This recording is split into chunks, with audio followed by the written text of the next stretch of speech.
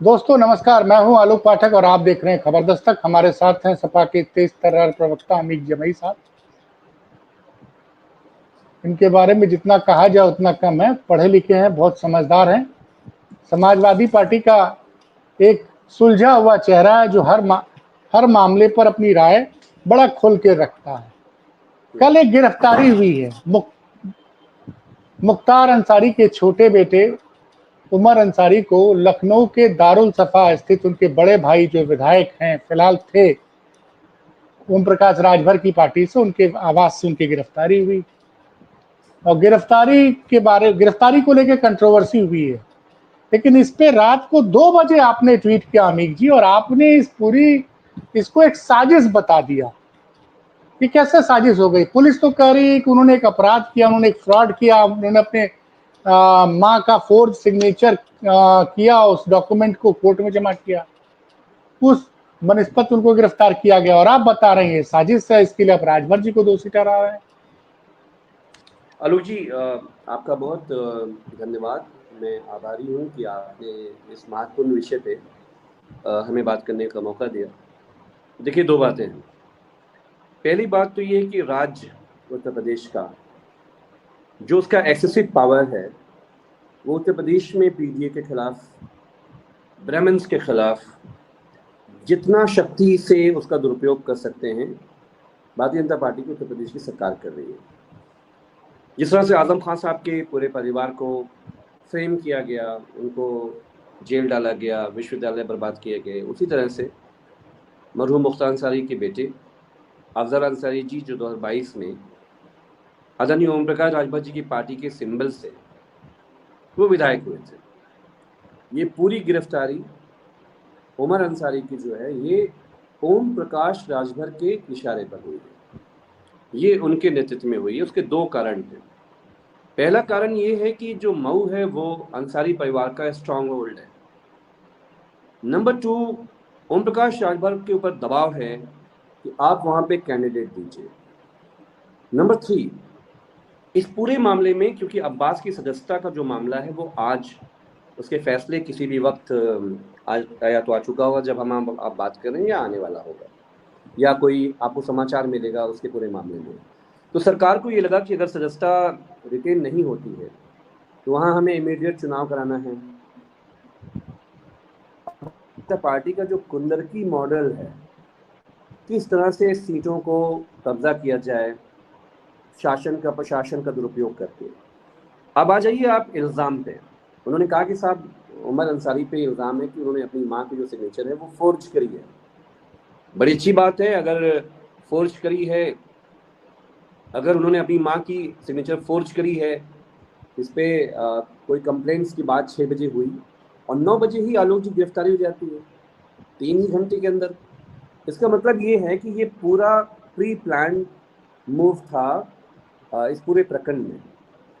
अब आप कह रहे हैं कि साहब वो अफशा अंसारी जो हैं वो बहुत बड़ी उत्तर प्रदेश की क्रिमिनल है, फरार है, भगौड़ी है, सब कुछ है। चलो आपकी बात को हमने मान लिया, लेकिन आप हमें ये बताओ कि अभिषेक प्रकाश एक आईएएस भगौड़ा, उसके सारे कानूनी जो राइट्स हैं वो उसको एक्सरसाइज कर रहा है।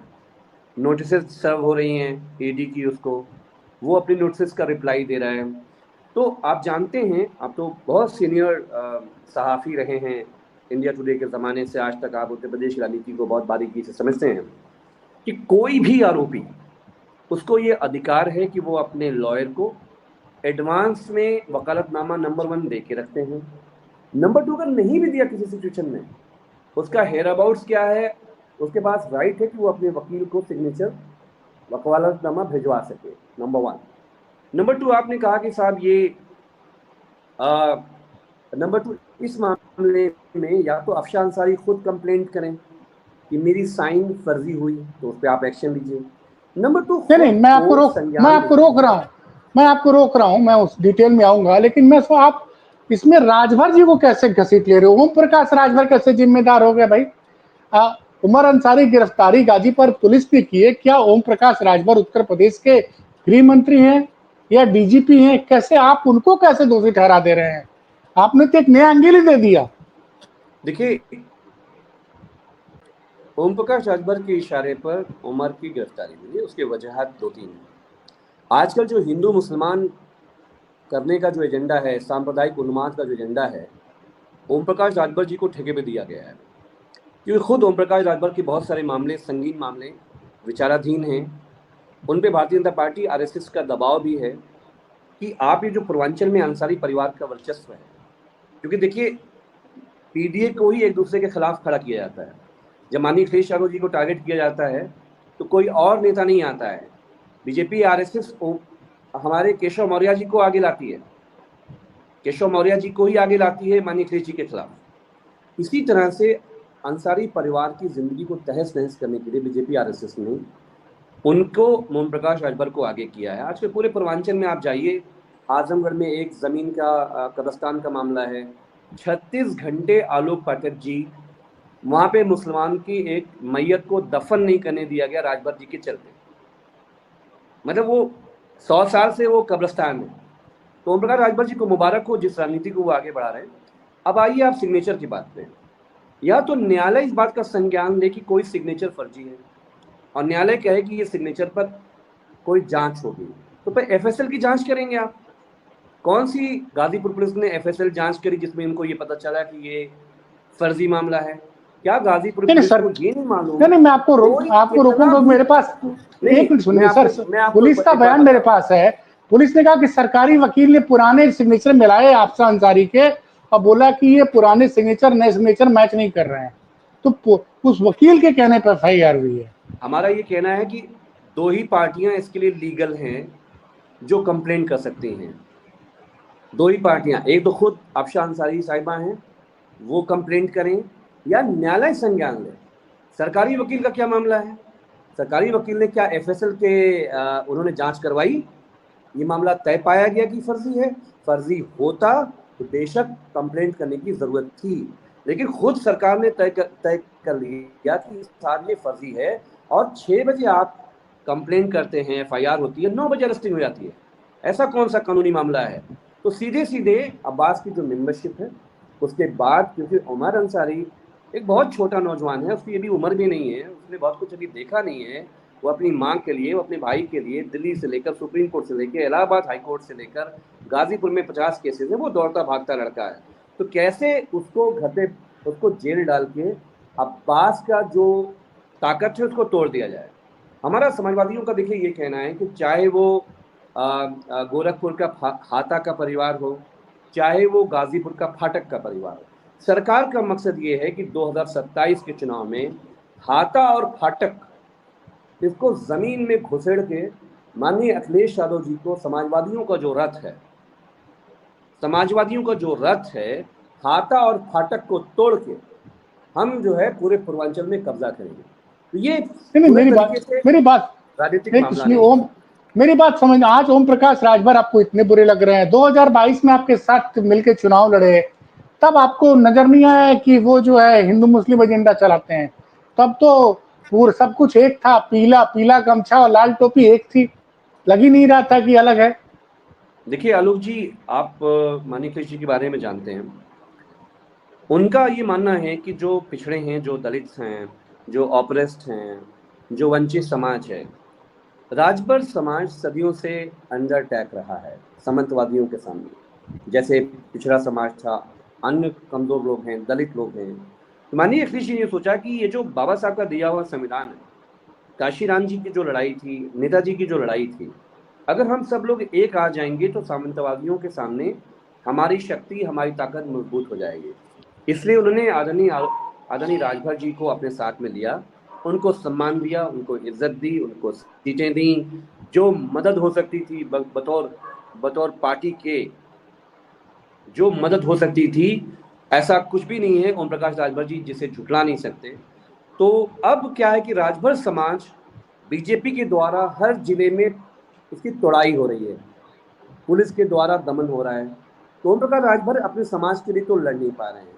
अब इनको एक सांप्रदायिक एजेंडा दिया गया है कि तुम्हें अगर मंत्री बने रहना है तो मऊ की सीट किसी भी तरीके से बीजेपी को हासिल करना है। और ओम प्रकाश राजभर पे दबाव है कि वो जो सीट है वो भाजपा अपना कैंडिडेट लड़ाएगी। इसलिए उमर को रास्ते से हटाने के लिए बीजेपी आरएसएस ने ओम प्रकाश राजभर जी से समझौता करके उनको आगे किया, और ये हमेशा होता रहा है।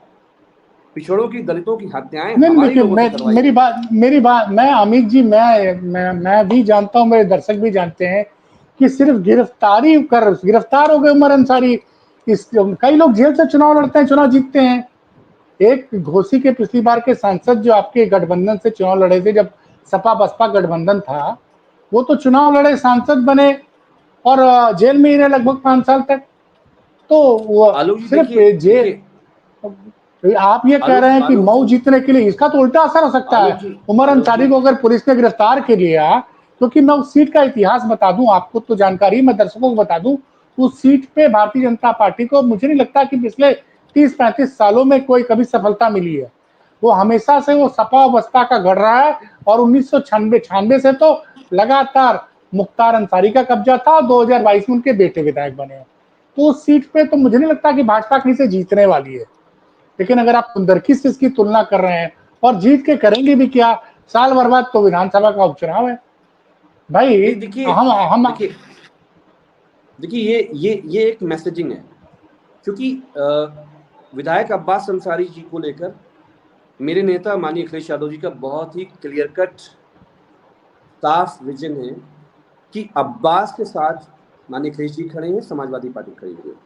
हम इन नौजवानों के साथ, उनके अच्छे बुरे वक्त में, समाजवादी उनके सुख दुख में, माननीय अखिलेश जी, हम सब लोग बुरे से बुरे वक्त में हम उनके साथ, जिस स्तर पे जरूरत है हम उस स्तर पे उनके साथ खड़े हुए हैं। यही बीजेपी आरएसएस की समस्या है। और पूर्वांचल में उनको ये लगता है कि जैसे रामपुर में जब आपने आजम खान साहब की सीट को, अब्बा और अब्दुल्ला आजम की सीट को जब आप हराते हैं, तो आप 2 एमएलए नहीं हराते हैं, आप पूरे रामपुर की रेंज में ये मैसेज देते हैं कि आजम खान का किला ढह गया। जब आप कुंदरकी पे ऐसा करते हैं तो आप ये बताते हैं कि अखिलेश यादव जी का किला ढह गया। जब आप मऊ में जाते हैं तो आप ये बताते हैं कि समाजवादियों की जो शक्ति है या अंसारी परिवार का जो सैकड़ों साल का इतिहास है, वो किला ढह गया। It's messaging. और नहीं आप नहीं सर, देखिएगा, सुनिए, मेरी बात सुनिए। मुझे तो लगता है कि मैंने जो देखा, मुख्तार की मौत हुई, जनाजे में 5 लाख लोग आए, वहां की डीएम ने 100 धारा 144 लगाई, नतीजा क्या हुआ कि पूरी की पूरी भाजपा साफ हो गई पूर्वांचल में। आंसू पोंछने के लिए सिर्फ 3 सीटें मिले इनको। 21-22 सीटें जो हैं, मिर्जापुर, बनारस और भदोही हटा दीजिए, तो बाकी सब जगह भाजपा साफ हो गई। तो मुझे तो लगता है कि, मैं तो उसको, आप समझ रहे हैं भाई, अगर अब्बास, मैंने ये देखा ना, मुख्तार भाई जितनी मजबूती से इस बार जीते हैं गाजीपुर की सीट अफजल अंसारी, जबकि बसपा ने बड़ा मजबूत कम प्रत्याशी उतारा था वहां से।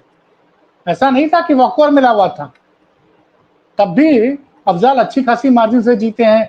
आप घोसी लोकसभा का क्षेत्र है, घोसी में लोकसभा का विधानसभा है मऊ, वहां पे राजीव राय ने तो सबसे बड़ी मार्जिन निकाली है। तो ये आपका आरोप मुझे समझ में नहीं आ रहा है।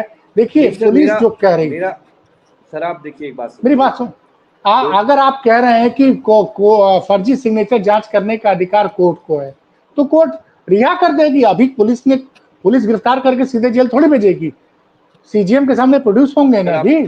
सर आप देखते जाइए, आप देखते हाँ। जाइए, जो हमें जो संभावित जो धाराएं लगी हुई हैं, वो धाराएं 2 साल से ऊपर के, ज़्यादा से धाराएं 2 साल से ऊपर की इसमें सजाएं हैं।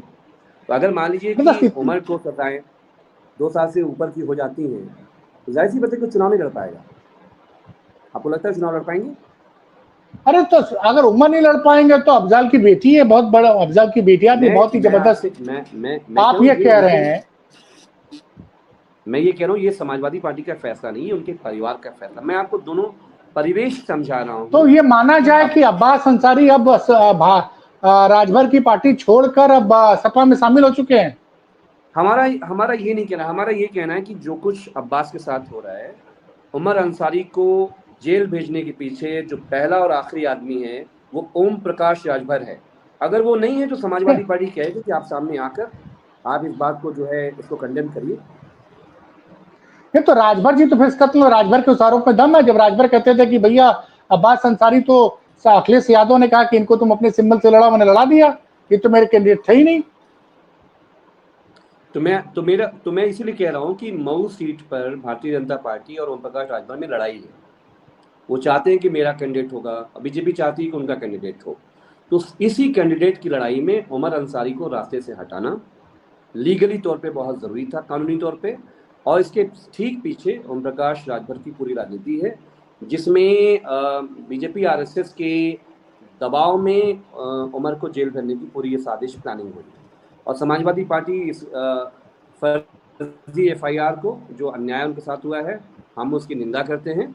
और हम ये समझते हैं कि विधायक अब्बास अंसारी की जो सदस्यता है माननीय हाईकोर्ट और सर्वोच्च न्यायालय की जो ऊपर की जो पीठ है, न्याय उस परिवार को मिले, समाजवादी पार्टी यही चाहती है।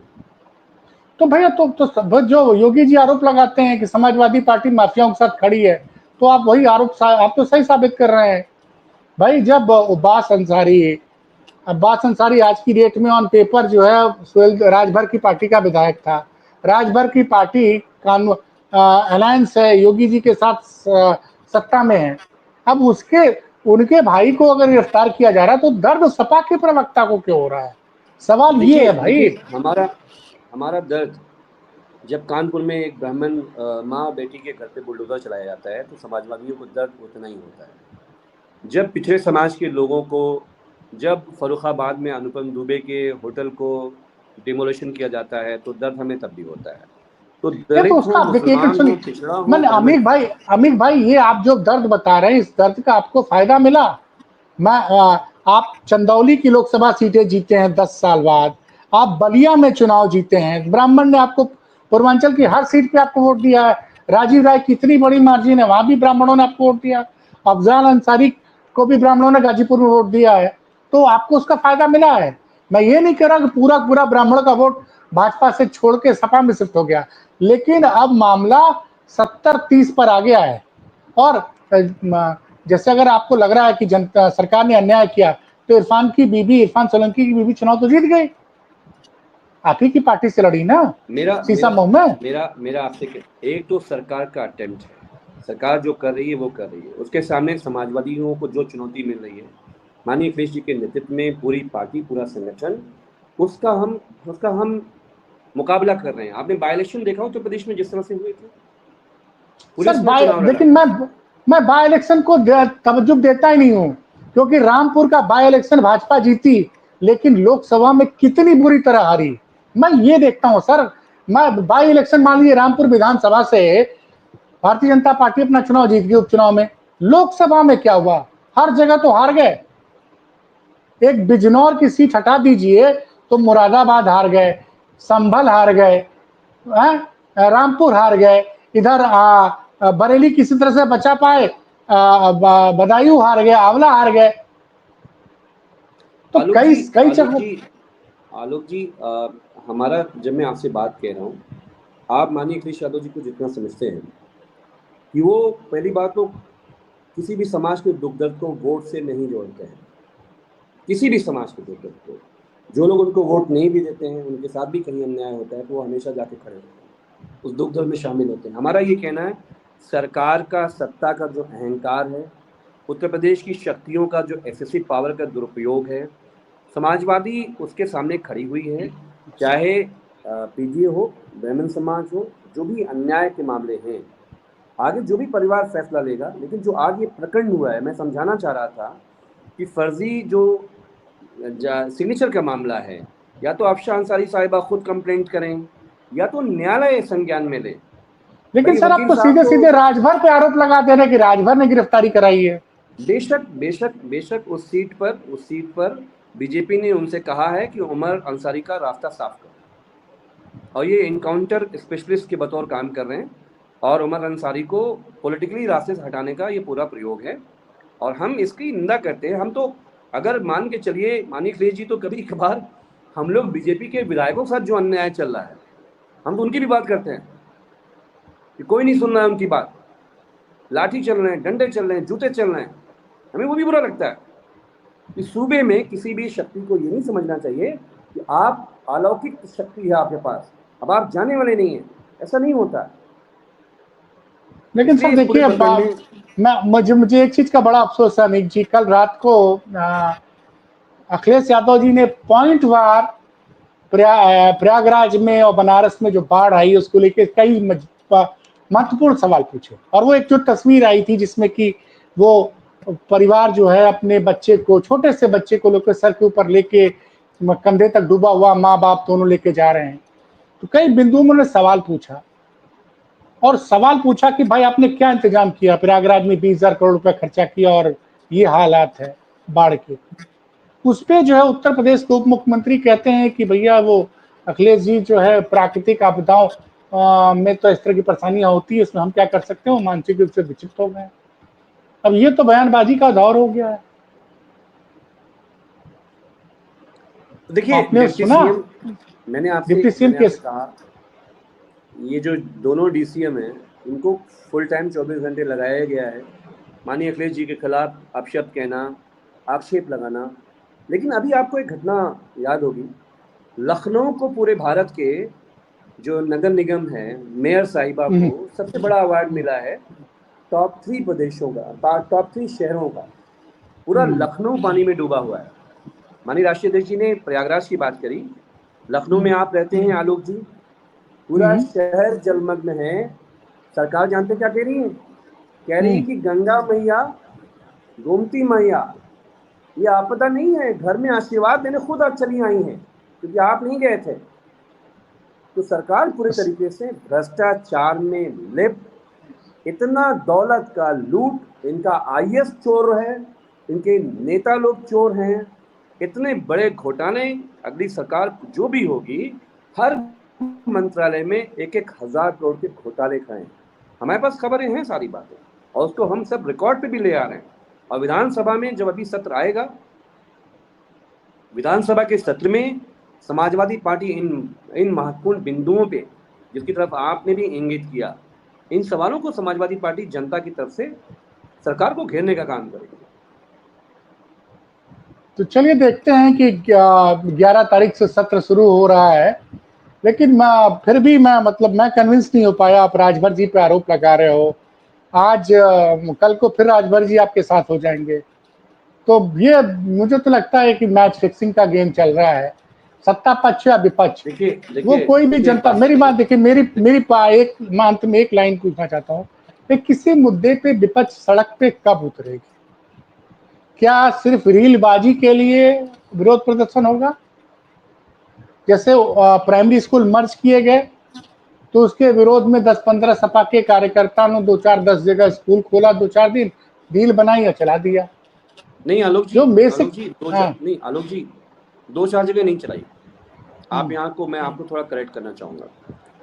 माननीय राष्ट्रीय अध्यक्ष जी ने, उनकी ये समझ है कि उनके वालिदैन के ज़माने से 80% जो उत्तर प्रदेश की गरीब, उत्तर प्रदेश की जो कमज़ोर, शोषित, वंचित जनता है, आप जानते हैं कि शिक्षा सबको एक्सेस नहीं था।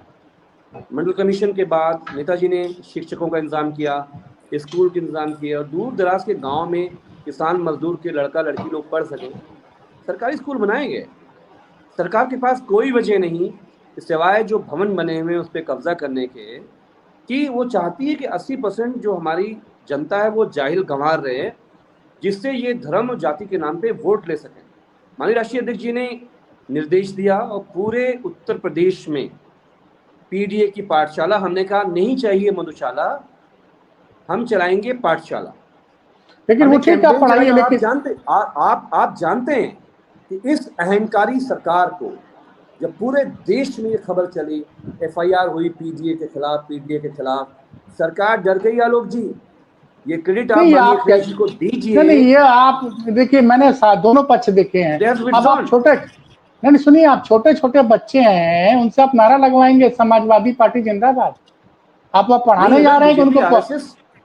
अगर बीजेपी आरएसएस शिक्षा का भगवाकरण कर रही है, बीजेपी आरएसएस शिक्षकों का, बच्चों का भगवाकरण कर रही है, हम स्कूल को बचाने के लिए हम बताएंगे कि तुम्हारे आइकन कौन है। नेताजी नहीं होते तो आज हमारी 80% आबादी पढ़ी। तो आप उनको पढ़ाइए ना, आप उनसे समाजवादी पार्टी जिंदाबाद के नारे क्यों लगवा रहे हैं? नहीं, वो तो खैर कुछ जगहों पे ऐसी कोई बात हुई होगी, लेकिन हमारा मूल मुद्दा ये है कि सरकारी स्कूल को हम बंद नहीं होने देंगे। माननीय राष्ट्रीय अध्यक्ष जी ने कहा है कि समाजवादी सरकार बनने पर जो केंद्रीय का केजी बेबी का जो मॉडल है, ब्लॉक स्तर पे समाजवादी पार्टी एक ऐसी शिक्षा का इंतजाम करेगी कि राष्ट्रपति का बेटा और एक माली का बेटा, एक सफाई कर्मचारी का बेटा एक स्कूल में, एक शिक्षक में, एक एक एक एक एक छत के नीचे शिक्षा ग्रहण कर सके। हमारा उद्देश्य है। अमित भाई, आप बातें तो बड़ी बड़ी कर रहे हैं, लेकिन चाहे सत्ता पक्ष के विधायक हों चाहे विपक्ष के विधायक हों, चाहे कोई भी, इनके बेटे बेटियां कहाँ पढ़ते हैं? आपकी एक सांसद है प्रिया सरोज, कहाँ से पढ़ के आई है? पुष्पेंद्र सरोज कहाँ से पढ़कर आए हैं? आलोक जी, आप बताइए ना। आप जानते हैं आलोक नहीं, जी, देखिए सवाल जी, इसका नहीं है कि आप कह रहे हैं, अगर तो मुझे आप समय आपके दें, अगर आप मुझे समय बिल्कुल देते तो मैं बिल्कुल आपकी समय बात। दूंगा। कहिए सर। आलोक जी, आप ईमानदारी से इस बात को जानते हैं और मुझे इस बात को मालूम है कि आप सामाजिक न्याय के बहुत पैरोकार हैं। मुझे बात मालूम है आपके बारे में। देखिए, 1980 का जो दशक है, जगदेव बाबू, लेनिन कुशवाहा, आप बिहार चले जाइए, कर्पूरी ठाकुर साहब, काशीराम जी और नेताजी। आप सोच सकते थे कि कोई उत्तर प्रदेश का एक बेटा ऑस्ट्रेलिया में पढ़ाई कर सकता था? वो लंदन जा सकते थे, वो बैंगलोर जा सकते थे। ये पिछले 25-30 साल का दौर है जो मंडल के नेताओं ने अपने समाज को खड़ा किया, शिक्षा में, नौकरियों में, कि प्रिया सरोज जैसी बेटी वो लंदन भी जा सके, मानी अखिलेश जैसा इस देश का समाजवादी युवा, देश का इतना बड़ा चेहरा, वो ऑस्ट्रेलिया पढ़ पाए। क्योंकि जो एक्सेस था, जो हैव नॉट हैं, वो तो कभी एक्सेस ही नहीं था उनको, वो तो शिक्षा से हमेशा बाहर थे। तो मुझे लगता है कि सरकारी स्कूलों में तो मैं भी पढ़ा हूं, सरकारी स्कूल में हम भी पढ़े, स्कूल में कोई आपकी जनरेशन का नहीं कह सकता कि वो नहीं पढ़ा, लेकिन उसके नहीं बाद सर, हम भी सरकारी स्कूलों के पास आउट है। हमने भी इंटर जो है गवर्नमेंट स्कूल से किया है। तो हम सबके जमाने में गवर्नमेंट स्कूल ज्यादा हुआ करते थे, सब तक प्राइवेट गिने चुने हुआ करते। हमारा ये मानना है कि देखिए, आज भी आप ये मानते हैं कि जो केंद्रीय विद्यालय हैं हमारे देश में, या जवाहर नवोदय विद्यालय हैं, केजीबी भी हैं, आज भी लोग वहां पे सोर्स लगाते हैं कि सरकारी स्कूलों में बच्चों का एडमिशन होना है। तो हम ही समझते हैं कि जो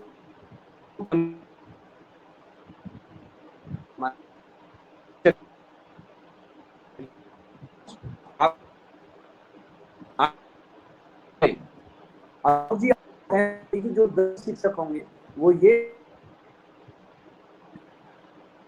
9 जो शिक्षक हैं किसी भी सरकारी स्कूल के, वो ये कहेंगे, यार नेताजी मुख्यमंत्री थे तब हमको नौकरी मिली, नेताजी मुख्यमंत्री थे तब हमको नौकरी मिली, या माननीय अखिलेश जी मुख्यमंत्री थे तब हमको नौकरी मिली।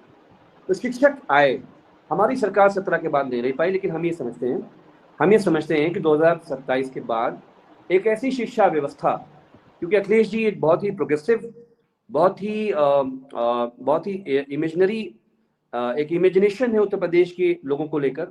शिक्षा पे उनका एक बहुत बड़ा विजन है। 22 में सरकार बनी होती तो हम उसको करके दिखाते। और आपने जो बात कही प्लानिंग की, मैनिफेस्टो की, और शिक्षा उनका 27 में सबसे बड़ा एजेंडा होगा। आलोक जी, चलिए सर, मुझे उम्मीद है कि आप जो कह रहे हैं आपकी बात जनता तक पहुंचेगी। लेकिन मैं फिर वही कहूंगा कि जो कल हमारे मित्र परवेज अहमद ने ट्वीट किया था कि समाजवादी पार्टी को गुंडे, माफियाओं, बड़े बड़े बिल्डरों से दूरी बनानी चाहिए और पढ़े लिखे लोगों को टिकट देना चाहिए। आपने मजबूती से अपनी पार्टी का पक्ष रखा। उम्मीद है दर्शकों को कैसा लगा, दर्शक जरूर बताएंगे। अमित जी, आपने समय दिया, इसके लिए बहुत बहुत धन्यवाद। आपका शुक्रिया जोड़ने के लिए मुझे।